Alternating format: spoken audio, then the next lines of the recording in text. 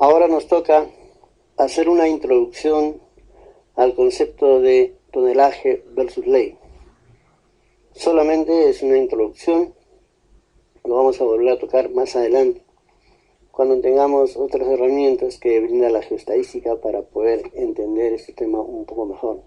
Dentro de los parámetros más importantes que se maneja en una operación minera, definitivamente el inicial y el que es el más importante desde el punto de vista económico es el tonelaje y la ley asociada. También hay otros temas como la recuperación metalúrgica, que debiera ser enfocada desde el inicio de una operación minera e incluso desde el inicio de la exploración. También está el determinar la vida operativa mínima de la mina, considerando un ritmo de producción definido o predeterminado. De estos tres aspectos nos toca hablar de tonelaje y la ley. En algún momento lo haremos de forma indirecta sobre la recuperación metalúrgica, pero el tercer tema ya es un tema estrictamente minero. Entonces, hagamos la introducción al concepto de tonelaje-ley. Hay dos tipos de representación cuando hablamos de tonelaje versus ley. Este que están viendo acá es una de las opciones que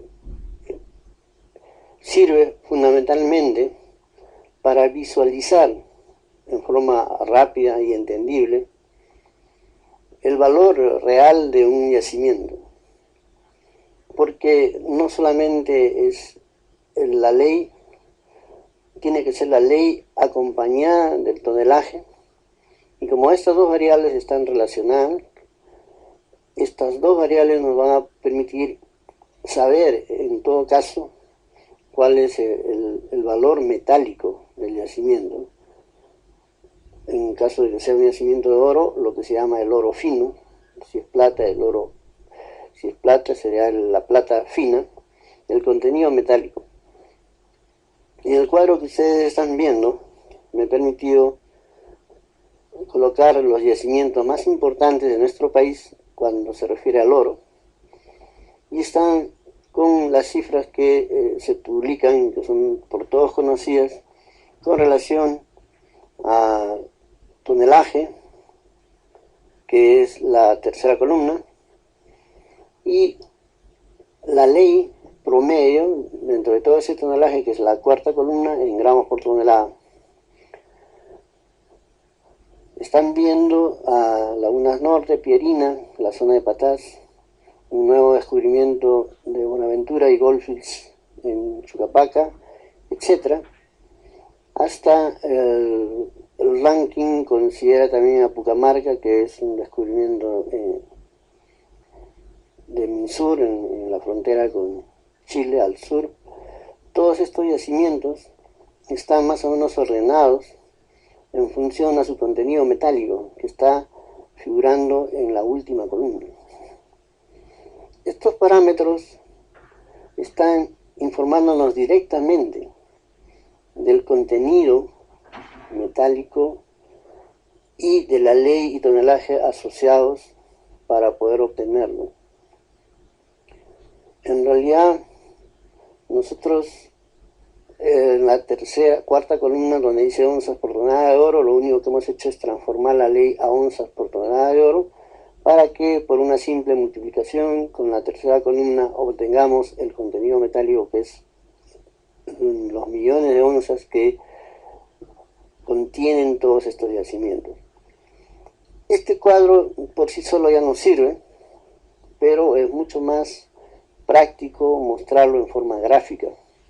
Para ello se acostumbra a utilizar un diagrama log-log, en el cual, como ustedes están viendo en la parte superior derecha, tenemos millones de toneladas en la abscisa o coordenada de las X en escala logarítmica, y en la ordenada o escala de las Y tenemos los gramos por tonelada, indicados en una escala logarítmica también. Ustedes ven que de 1 pasamos a 10, a 100, Y en el caso de las millones de toneladas, estamos gradando también en forma logarítmica. Se ha marcado ahí la ubicación de 1 millón de toneladas hasta 1.000 millones de toneladas. Pero en el mismo diagrama, siendo estas dos variables asociadas, es fácil trazar estas líneas paralelas inclinadas que ustedes ven en el gráfico, que son líneas que si ustedes trazan desde el origen una bisectriz, esta va a interceptar a todas estas paralelas en una forma ortogonal. Y cada una de estas líneas también en escala logarítmica nos muestran el contenido metálico. Sea como fuere, tener una ley determinada, si no está asociada al tonelaje, no nos va a dar este contenido metálico. He trazado una línea inclinada en el lugar geométrico de 1.000.000 de onzas de oro, que para muchas empresas significa la valla que hay que sobrepasar para volcar el interés en un prospecto, en un yacimiento, en una operación minera. Este límite lo podemos mover de acuerdo a la conveniencia de cada quien o a la aplicación que queremos realizar. Nos estamos preocupando de señalar con círculos rojos aquellos puntos donde se ubica cada uno de los yacimientos que he puesto en el cuadro a la izquierda, de acuerdo al tonelaje y a su ley. Y obviamente como está construida también la variación del contenido metálico en esas curvas inclinadas, también nos podemos estar refiriendo a esta ubicación con relación al contenido metálico en millones de onzas. Vean ustedes que, como no podía ser de otra forma, el primer lugar lo ocupa Yanacocha. Pero ese contenido metálico de Yanacocha, que está con el número 1 hacia el extremo derecho, resulta que es el yacimiento con mayor contenido metálico, sobre todo por el volumen, el tonelaje que tiene, que está, como ustedes ven, en 650 millones de toneladas, el mayor tonelaje de todos los que mostramos en este cuadro, a pesar de tener una ley que está bordeando el 1.0 gramos por tonelada, llega a ser el yacimiento con el mayor contenido metálico, que estamos calculando ahí como 20.9 millones de onzas de oro.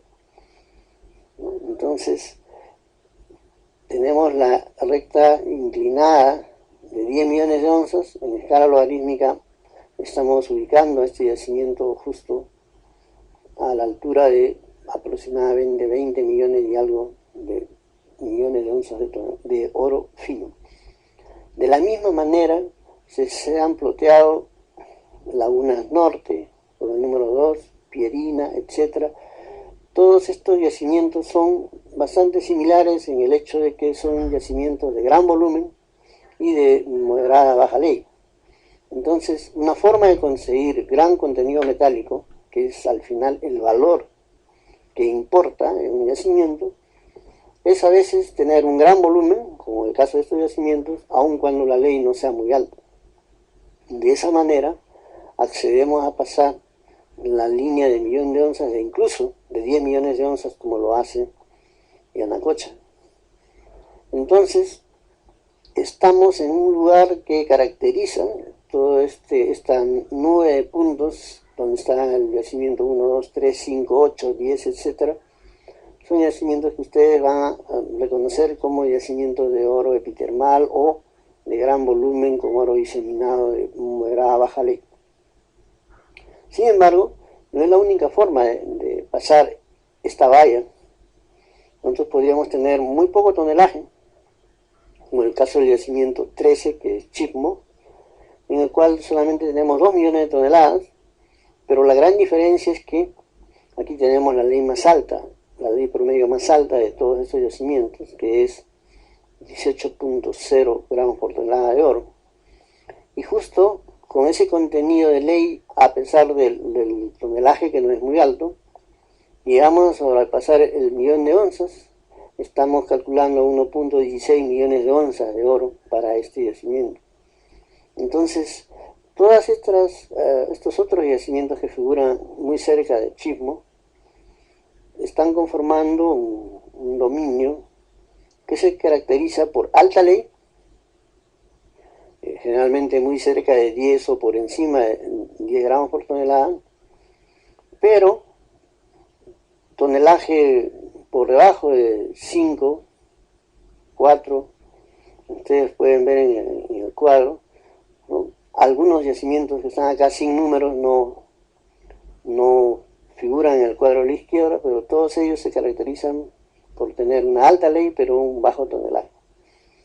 Generalmente ese es el caso de muchas de las vetas de baja sulfuración, vetas de oro, en donde se exige una mayor ley para alcanzar un contenido metálico adecuado. Hay circunstancias intermedias, como por ejemplo el caso del yacimiento 4, que son las vetas de Patás. Como ven, está ubicado en un lugar intermedio de estas dos nubes de concentración de yacimientos. Y está también Ares, que resulta tener una ubicación también intermedia, pero a excepción de estos dos, la clasificación en tonelaje y baja ley y alta ley y bajo tonelaje nos están discriminando dos nubes o dominios que pueden asociarse fácilmente a tipos de yacimiento como los que hemos mencionado. Pero hay también lo que conocemos como curvas tonelaje-ley. Cuando hablamos ya de curvas tonelaje-ley, nos estamos refiriendo a un ejercicio de comparar cómo varía el tonelaje y su ley media cuando nosotros modificamos otro parámetro importante que se maneja en minería, como es la ley de corte. Observemos el cuadro. Tiene una primera columna donde figura la ley de corte en gramos por tonelada. Este es un ejemplo de un yacimiento de oro diseminado de alta sulfuración. La segunda columna nos indica el volumen en metros cúbicos multiplicado, hay que multiplicarlo por 1000 para obtener el volumen real, y la densidad en toneladas por metro cúbico, que la estamos colocando idéntica para todos los casos. El tonelaje en miles de toneladas está indicado en la cuarta columna. Hay que multiplicar cada dígito por 1000 para obtener el tonelaje real. Tenemos la ley en este casillero, en esa columna en fondo azul, la ley media para cada ley de corte, y también nos hemos permitido calcular el oro fino en gramos, que es la penúltima columna, mientras que en la última ya está indicado el oro fino o contenido metálico en onzas, que es lo que importa el producto final de todo este esfuerzo. Miren ustedes que indicar un tonelaje y una ley en un yacimiento, que generalmente es lo que leemos en los reportes, no serviría de mucho si no se indicara además a qué ley de corte estamos haciendo esta estimación. Por eso es que, a pesar de que hablamos de una relación tonelaje-ley, en este caso se refiere a ley media, pero hay que indicar además la ley de corte. Esas tres variables están asociadas. Vale decir, la primera columna, la cuarta columna y la quinta columna, que hemos indicado en coloración gris y la final en azul, son las tres columnas importantes que merecen nuestra atención y debemos reportarlas siempre conjuntamente. ¿Por qué es esto? Porque dependiendo de la ley de corte, ustedes van a tener diferentes tenores en tonelaje, como fácilmente se percibe en el cuadro. Y por cierto, la ley media también va a variar. Si yo trato de ubicar o estimar mayor tonelaje, Entonces, esto va a ser posible si es que yo bajo la ley de corte, pero además el efecto de bajar la ley de corte o pretender subir o estimar mayor tonelaje va a ser en desmedro de la ley media. En cambio, si yo entrego un menor tonelaje, como se puede ver en el cuadro, vamos a decir a una ley de corte de 0.9, y voy a tener menos tonelaje, pero va a mejorar la ley media. Este tipo de cuadros nos ayuda a entender cómo una variable está asociada inversamente a la otra. De tal manera de que si no se consignan los tres datos en un reporte de estimación de recursos, entonces siempre nos quedará la duda. Vean ustedes que este cuadro nos permite también una representación gráfica, como la que vamos a ver en la siguiente diapositiva, que a veces permite entender mucho mejor lo que estamos viendo en este cuadro. Aquí ustedes observan la representación de las tres variables. El tonelaje en kilotoneladas hay que multiplicar por 1000 el valor que figura en el eje de la Y izquierdo. Este tonelaje multiplicado por 1000 está indicándonos una gradación desde 0 hasta 10.000 kilotoneladas. Y tienen también aquí al lado opuesto, en la misma dirección de Y, la indicación de la ley en gramos por tonelada, que como ustedes ven varía desde 0.0 hasta más de 1.20. Y en el eje de las X horizontal inferior se está poniendo la ley de corte. Entonces, claramente pueden ustedes ver que el tonelaje va a ir disminuyendo, que es la línea que ustedes ven en negro. Ese tonelaje va a ir disminuyendo si es que nosotros aumentamos la ley de corte. La disminución no es una disminución proporcional lineal, sino es una disminución que al inicio, como ustedes ven, es casi mínima. La diferencia entre bajar o aumentar la ley de corte de 0 hasta 0.2 no significa una gran variación, pero a partir de ahí sí, porque la pendiente de esa curva negra se hace más aguzada. Entonces tenemos que tener mucho cuidado en movernos entre el intervalo de ley de corte de 0.2 y 0.8, que significa los cambios más drásticos en el tonelaje con relación a la ley. De tal manera que a partir de 0.8 la variación de tonelaje no es muy drástica, como lo muestra la pendiente muy baja que tiene este tramo de la curva negra entre 0.8 y las leyes de corte superiores.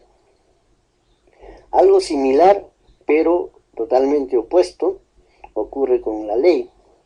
Ustedes ven aquí el gráfico en color rojo, que al inicio también, si nosotros modificamos la ley de corte y queremos establecer una ley de corte de 0, 0.1 o 0.2, la variación en el tonelaje va a ser mínima. Este tramo de la curva roja es más o menos subhorizontal, pero coincidiendo con la curva en negro, que se refiere al tonelaje, esta curva de ley media en rojo tiene ya una variación abrupta y significativa a partir de la ley de corte 0.2 y tiene un ascenso prácticamente lineal a partir de este punto y se mantiene así hasta las leyes de corte superiores. Podemos hacer el raciocinio que ustedes me han acompañado, moviéndonos en variaciones de leyes de corte y comparando lo que pasa con el tonelaje o con la ley, como también podemos hacer una comparación directa entre las otras variables que están participando en ese diagrama. Esta es una forma gráfica muy útil de revisar las variaciones tonelaje-ley. Generalmente se acostumbra en los reportes de recursos presentar un diagrama de este tipo o un cuadro como el que han visto en la diapositiva anterior para poder indicar al que nos va a revisar el reporte o a la contraparte, para poderles indicar cómo varía realmente una variable con respecto a la otra. Hay que hacer curvas tonelaje-ley para cada tipo de recurso. Eso quiere decir si tenemos minerales o reservas indicadas, medidas, o si tenemos recursos probables o probados. Cada uno de estos tipos nos va a exigir que presentemos una curva tonelaje-ley para cada clasificación. Justamente de los tipos de recursos y de reservas es lo que trata el siguiente capítulo que vamos a explicar. Este quizás es el capítulo más importante porque todo lo que hemos venido tratando y hablando no son otra cosa que herramientas y procedimientos que nos preparan para poder tener al final de todo este esfuerzo una clasificación de recursos o reservas. Prospectamos y exploramos para finalmente encontrar yacimientos con valor económico, y cuando ya tenemos una densidad de perforación de taladros adecuada, entonces podemos ir gradando de recursos a reservas en la forma como lo vamos a presentar acá. Finalmente, el objetivo de todo este esfuerzo que comienza en la prospección a escala de Greenfields es llegar a estimar reservas probadas, listas para ser explotadas. Veamos ese tema de la clasificación de reservas, iniciándola con la presentación de un caso tristemente emblemático, que es el caso de la empresa Briex, que tenía un yacimiento en Indonesia, que justamente llamó la atención a todas las instituciones internacionales, sobre todo que tienen que ver directamente con la economía y comercialización, venta o compra de yacimientos, prospectos o explotación económica de yacimientos, debido a que aquí hubo una sobrevaloración increíble, y es lo que quiero describir paso a paso para que ustedes vean cómo un hecho tan lamentable tuvo que suceder para que a nivel global todos nos organizáramos para hacer un ejercicio coordinado, para poder tener normas internacionales que nos permitan manejarnos dentro de límites aceptables y conversar con el mismo idioma y evitarnos este tipo de contratiempos como el que voy a describir en el caso del yacimiento de Busan.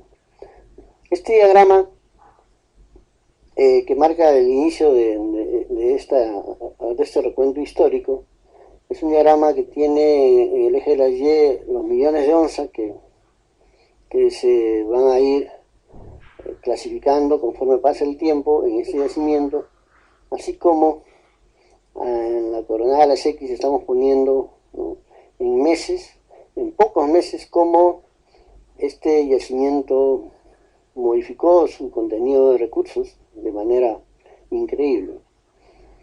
Miren que en junio de 1996, está indicado por ese círculo rojo, se estimaba ya en este yacimiento nada menos que 39 millones de onzas de oro.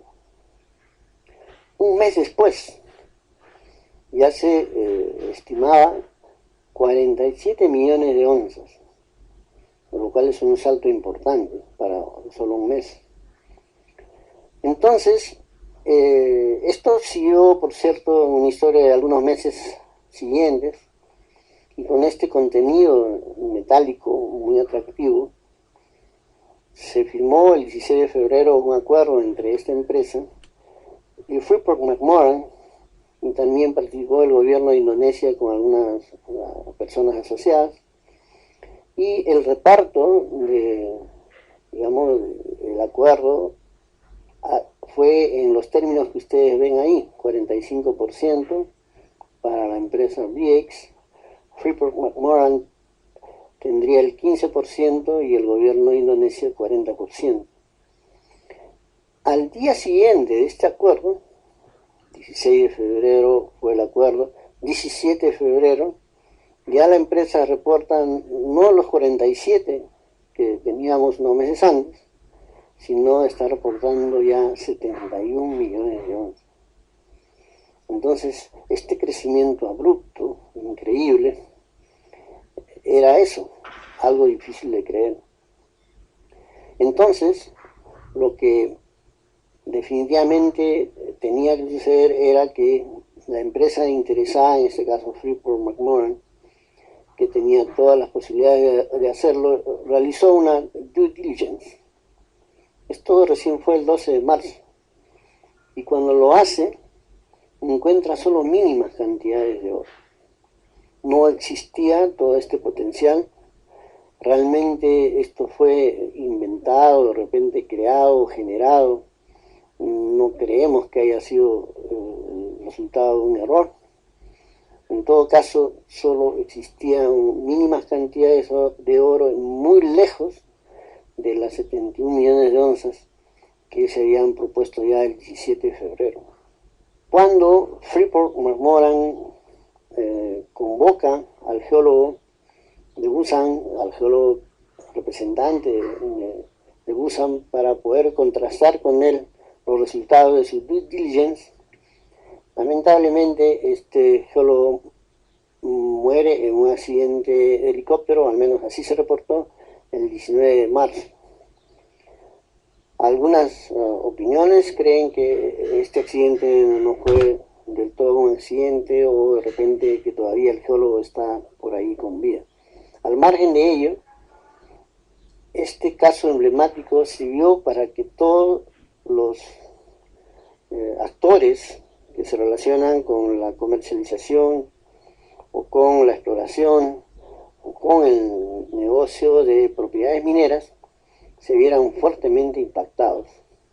Revisemos cuáles fueron las consecuencias inmediatas y también inmediatas de este caso de PX. Primero, y esto fue inmediato, se observó una crisis y el desplome de las bolsas mundiales, donde se transan acciones de compañías mineras. Entonces, esta crisis se reflejó en una reducción drástica de la exploración minera en el mundo. Yo recuerdo que en esta época muchos de los colegas dedicados a la exploración de yacimientos estaban desempleados, y fue una de las consecuencias que quizás muchos de nosotros sentimos más como profesionales. Entonces, estas que fueron las consecuencias inmediatas, felizmente tuvieron una respuesta más o menos organizada de una serie de entidades que son líderes en cada país y en cada región del orbe. Y lo primero que se hizo fue revisar la existencia de códigos y revisar los procedimientos mineros para poder tener una línea de base, una línea de partida. Y paralelamente, en muchos países como Australia, Sudáfrica, Canadá, Estados Unidos, Europa, empezaron una serie de iniciativas para poder establecer e implementar normas, códigos y procedimientos que tuviesen algún acuerdo internacional o un alcance internacional. Entonces, ese es el nacimiento de lo que conocemos como normas o códigos internacionales, relacionados a la publicación, estimación o reporte de recursos de minerales. Vamos a hacer un recuento de los códigos y normas internacionales. No voy a poder tocar todos los que existen, solamente vamos a tocar en detalle los más importantes y los que de alguna manera están más difundidos en nuestro medio. Aquí está una lista de los más importantes y lo hemos ordenado más o menos en cierto orden que no refleja quizás ningún tipo de importancia, sino más bien una suerte cronológica o algo por el estilo. Es muy difundido y conocido el instrumento nacional NI 43101, que nació en Canadá y que tiene una aceptación y validez, por cierto, no solamente ya en Canadá, sino en otras regiones del mundo. También es muy conocido el famoso código York, que las siglas representan las abreviaturas de Joint Committee for Resource Classification. Es el famoso código York que nació en Australia, pero que también tiene una aceptación en muchas partes del mundo. Incluso me atrevería a decir que es el más difundido. Sudáfrica también tiene su código, es el SAMREC, South African Code for Reporting of Mineral Resources and Mineral Reserves, abreviado SAMREC. Y Estados Unidos tiene su Securities and Exchange Commission, SEC, como ven ahí en la abreviatura, que todavía está lidiando con algunas observaciones, especialmente la sociedad de geólogos economistas, pero que no es un código tan drástico y exigente como lo es el YOR y el National Instrument, por ejemplo. Gran Bretaña tiene el IMM, que actualmente se conoce como IMMM, con 3 M's, ¿no? Que ha crecido un poco para albergar, además de minerales y de metalurgia, en general materiales. Y finalmente hay que mencionar los códigos internacionales que son realmente globales o pretenden ser más globalizados que los anteriores, como es el CMMI, CRISCO, ahí están el significado de las abreviaturas, y yo diría que el último, y no es por estar al último el menos importante, quizás no todavía difundido, pero el UNFC, que es, digamos, una clasificación de las Naciones Unidas, una gestión que todavía está siguiendo un proceso de difusión y no tiene una extensión como lo tienen, por ejemplo, los códigos York y el National Instrument, pero que parece muy interesante, y por eso es que en algún lugar de la presentación le damos un poco de atención. Estos son los principales códigos mineros o normas internacionales, y vamos a pasar a describir algo del código York. El código York establece estándares mínimos para el reporte, publicación de resultados de exploración, recursos y reservas minerales. Noten que exige también el conocimiento y el respeto del código York la publicación de resultados de exploración. Anteriormente, el código solo abarcaba la publicación de recursos y reservas minerales, pero en la actualidad también se ha hecho extensiva a la publicación de reportes de resultados de exploración. Esto principalmente debido a que, sobre todo hace unos años atrás, había muchas pequeñas empresas denominadas junior que cotizaban en bolsa y que no tenían otra cosa que yacimientos o prospectos en donde habían invertido una serie de faenas de exploración o campañas de exploración, y ese era el capital, entre comillas, que tenían para moverse en las reglas que plantea una bolsa o en el intercambio económico de proyectos o de recursos. Entonces, por ese motivo, el código York abarca desde hace unos años atrás también la publicación de reportes de exploración. Este código proporciona un sistema mandatorio para la clasificación de estimado de tonelaje y ley. Este ejercicio de clasificación ha sido propuesto para diferentes tipos de categorías que los que aceptan este código tienen la ventaja de que van a tener un mismo idioma cuando se comuniquen con otros colegas o con otras empresas. Esta estimación de tonelaje y ley debidamente clasificada se tiene que hacer de acuerdo con información geológica de confianza y consideraciones técnico-económicas.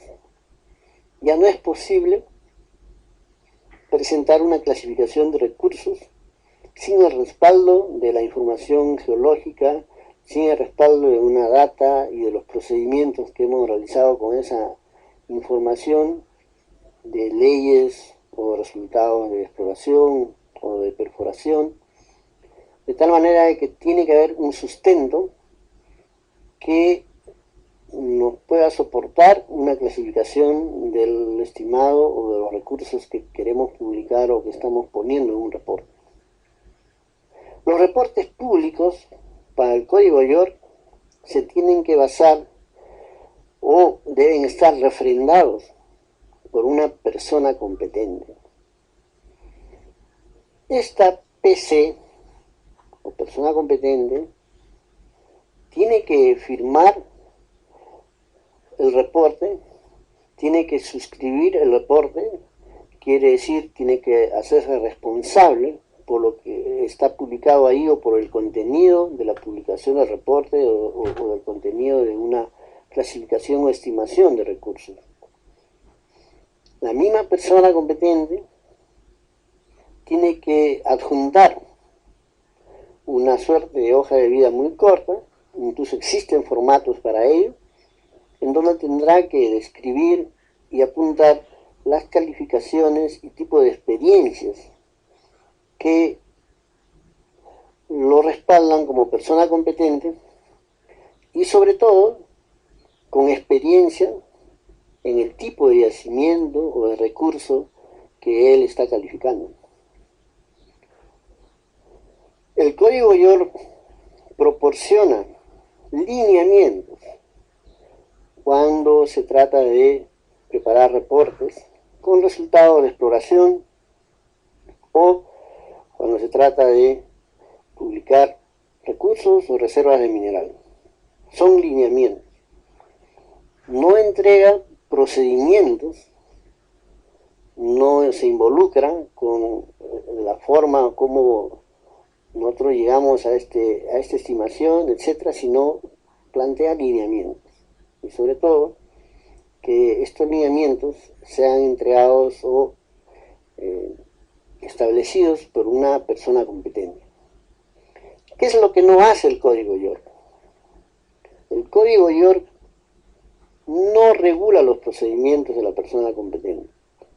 No es un código donde ustedes van a encontrar cómo hay que hacer o cuál es el paso por paso para llegar a definir o determinar un tipo de recurso o cómo tenemos que calcular o estimar un resultado de una exploración.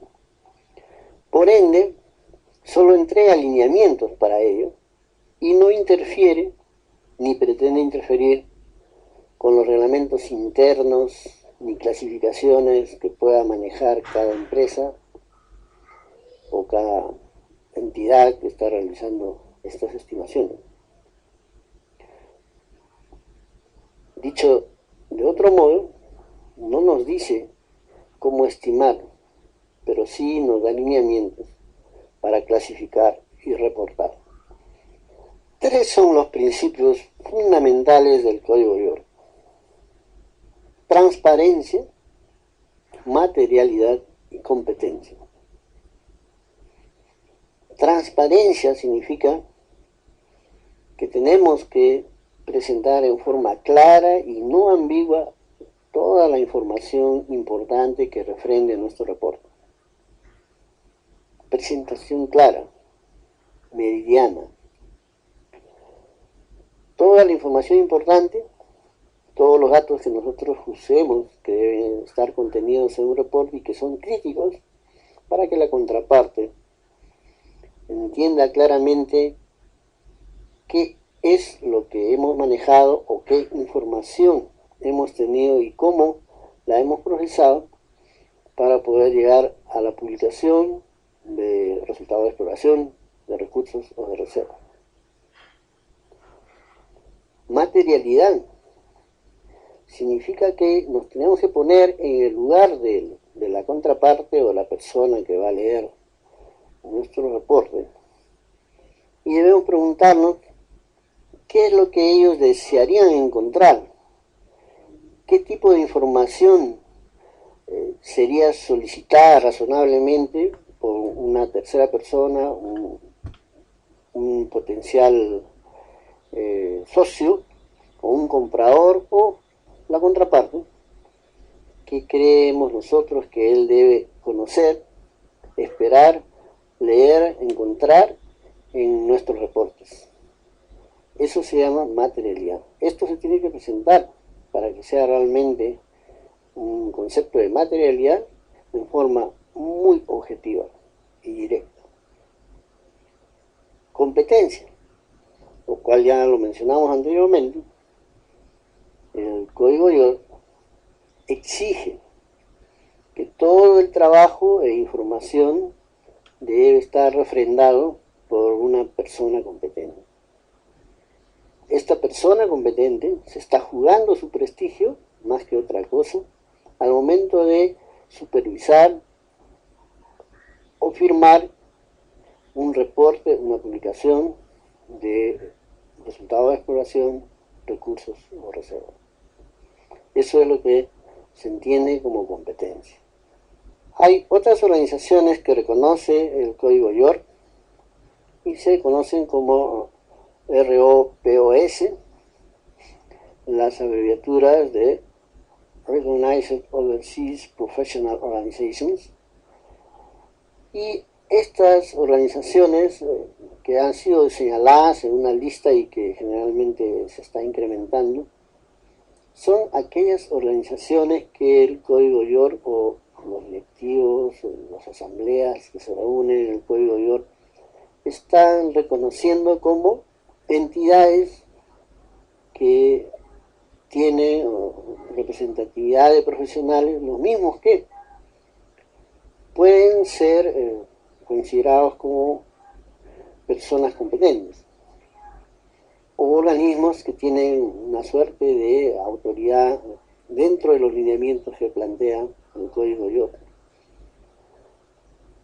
Existen ROPOS en Europa, Canadá, Estados Unidos, Sudáfrica, y si ustedes quieren ver la lista detallada y cómo esta se va modificando con el correr del tiempo, ahí tienen la dirección de la página web para hacerlo. De repente, en el país que ustedes trabajan o en el ámbito que ustedes profesionalmente se mueven, tienen interés de saber dónde hay una organización que está validada, reconocida por los miembros del Código York. Repasemos un poco también del denominado Instrumento Nacional NI 43101, que también con frecuencia se alude en los reportes o publicaciones relacionadas con proyectos, operaciones mineras, exploraciones, due diligence y reportes económicos de yacimientos o de operaciones mineras. Según el National Instrument o el Instrumento Nacional, ellos también especifican que debe haber una persona calificada,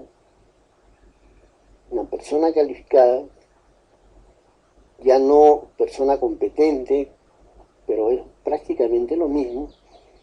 Persona competente es en los lineamientos del Código York, persona calificada es en el Instrumento Nacional. Esta persona calificada tiene la misma función.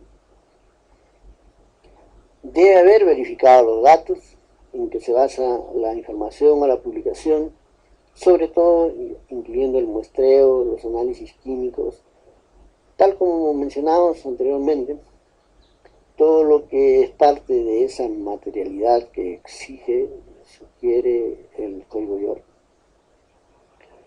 También, según el Instrumento Nacional, es necesario describir el programa de QA/QC que se ha aplicado a lo largo de toda la gestión desde el inicio del muestreo hasta la obtención de los resultados analíticos. También el Instrumento Nacional nos indica que es necesario hacer un mea culpa y decir dónde están nuestras deficiencias, errores, en dónde hemos estado débiles en toda la gestión del proyecto de exploración o de la estimación de recursos o reservas. Esto está también planteado en el ítem de transparencia que se indica el Código York. Este instrumento nacional, como ven, plantea normas similares a los del Código York. No hay muchas diferencias, sobre todo la filosofía y el sentido, la finalidad de todos estos códigos es lo mismo. Y por ende son muy similares. La persona calificada o qualified person, según el Instrumento Nacional, tiene que reunir algunos requisitos mínimos. Acá especifica que debe tener un mínimo de 5 años de experiencia, pero no una experiencia acumulada en a veces una gama amplia de su profesión, sino experiencia relevante en la materia prima que está evaluando o refrendando. Si el colega es especialista en labores subterráneas, entonces con 5 años en ese ejercicio estará capacitado para supervisar, calificar y refrendar reportes de recursos de minería subterránea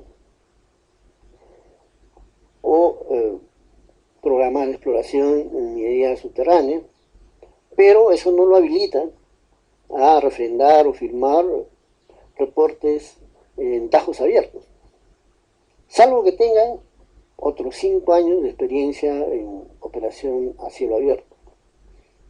A eso se refiere en tener mínimo de 5 años de experiencia relevante en la materia prima o tipo de yacimiento que se está evaluando o refrendando.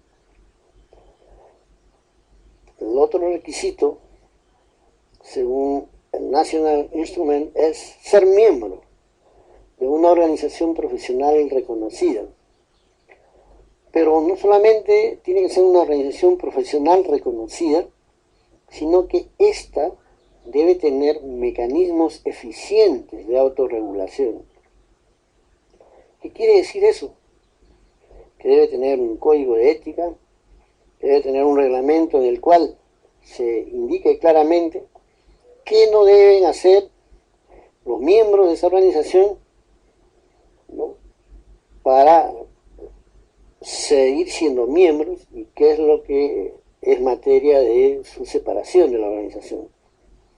De tal manera de que con esto el Código del Instrumento Nacional pretende asegurarse de que las personas calificadas realmente se manejen dentro del ámbito de la ética y la responsabilidad profesional, y que seguramente si su propia organización los separa, entonces definitivamente no están calificadas para un ejercicio dentro del sentimiento, la filosofía de estos códigos internacionales, y así lo especifica también el instrumento nacional.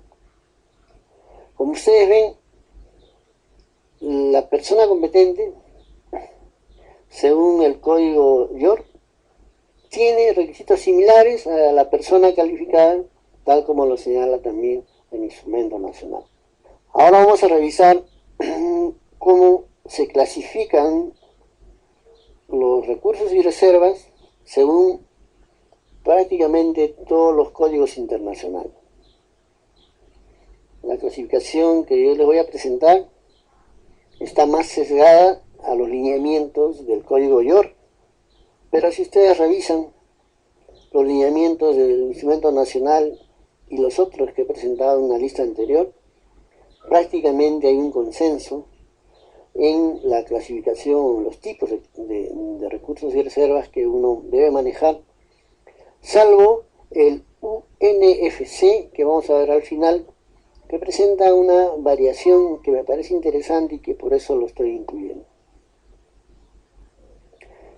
Partamos por definir qué cosa es una estimación de recursos. Tal como lo escribo en esta presentación, es la evaluación del tonelaje mineral con sus respectivas leyes.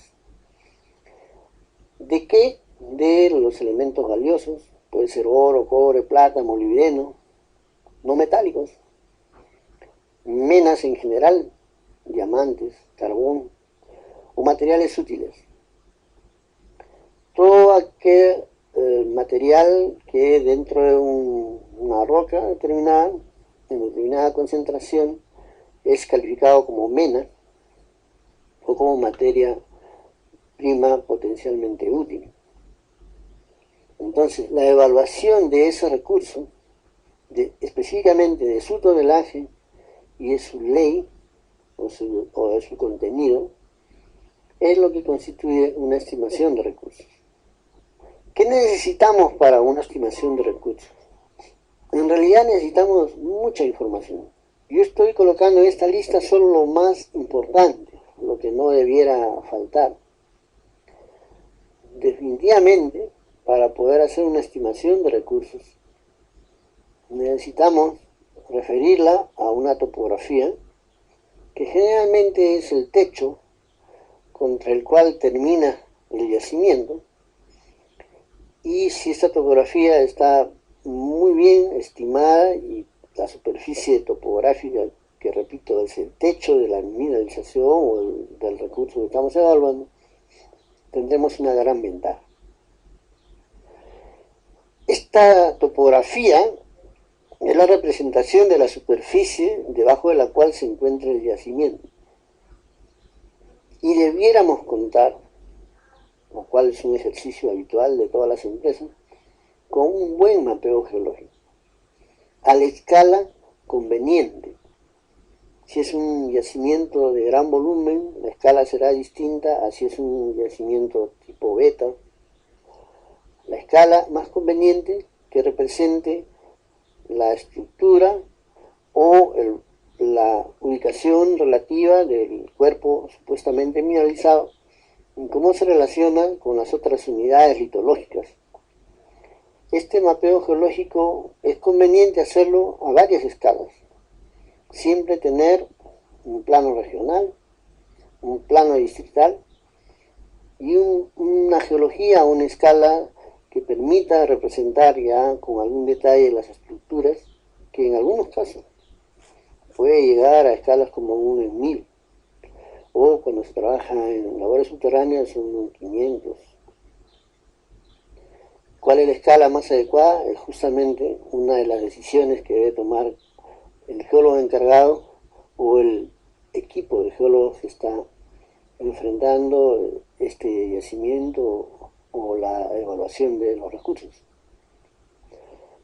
Por supuesto, la mayor parte de la estimación de recursos se hace definitivamente a partir de perforaciones.